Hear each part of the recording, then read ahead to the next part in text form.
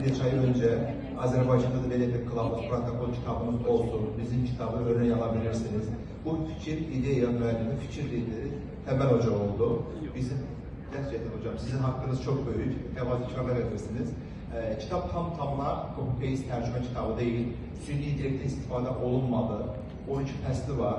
Sonuncu psixi sağlamlıq və şəkərli diabet bölümünə əlavə yazdım. Azərbaycan verilərini əlavə etdik. Həqiqətən hər kəsin orada çox böyük əməyi var. Son 2 ayda mən gecə 12'də yattığım olmadı. Bir də baxdım saat 3-4. Hər birinizə təşəkkür edirəm. Ben 3'te yatırdım. Yəni vaxt az, bilgiler çok. Bu sadece bir roman kitabı değil. Yani kılavuzdur, protokoldur. Burada çok dikkatli olmak lazımdır. Hem gramatik hatalar olunmalı vesaire. Bir yol keçdik həqiqətən.